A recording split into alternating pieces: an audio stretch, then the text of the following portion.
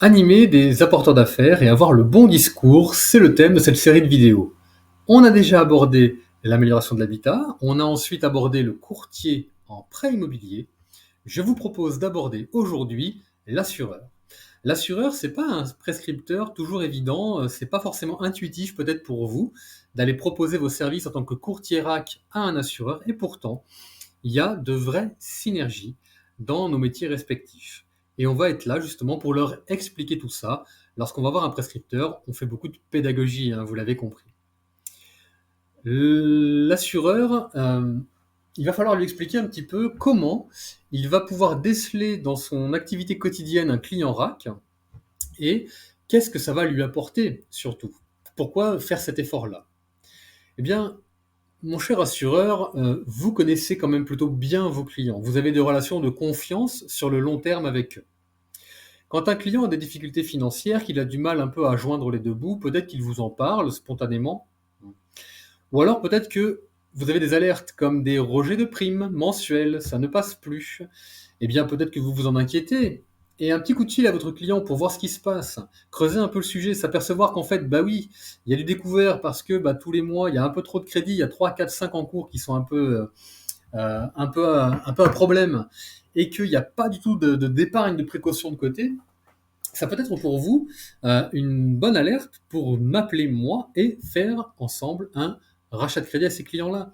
Parce que laisser la situation un petit peu pourrir, c'est quoi? C'est peut-être pour un client perdre le bénéfice de la mensualisation, les cotisations vont devenir annuelles, et c'est peut-être à l'extrême la résiliation des contrats d'assurance que vous avez mis en place avec votre client, et donc pour vous une perte de récurrent. Et moi, courtier en RAC, ce que je vous propose, c'est justement d'anticiper ces sujets-là et d'éviter cette perte de récurrent.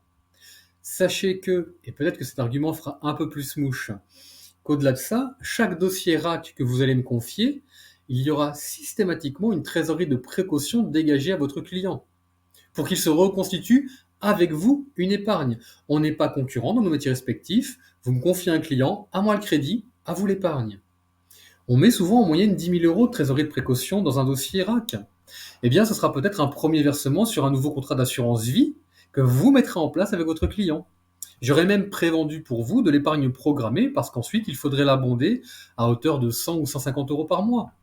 Un RAC égale 10 000 euros au minimum à placer chez vous ensuite. Ça peut peut-être l'intéresser, mais il faut aussi l'éveiller au fait que le rachat de crédit, ce n'est pas que les gens en difficulté, les primes rejetées, le risque, les résiliations des contrats peut-être à terme. Non, non. Des clients RAC, c'est aussi des clients avec des projets. Alors peut-être qu'ils connaissent si bien ces clients que spontanément ils viendront lui parler des projets voitures qu'il pourrait avoir, ou une alerte au quotidien sur laquelle il devrait, à mon sens, travailler, c'est un client qui viendrait faire un gros retrait sur un placement. Car si un client vient aujourd'hui retirer 15 000 euros sur son contrat d'assurance vie placé chez vous, monsieur l'agent général, GAN, AXA ou que sais-je, eh bien, c'est pour vous, deuxième argument un peu clé, une décollecte.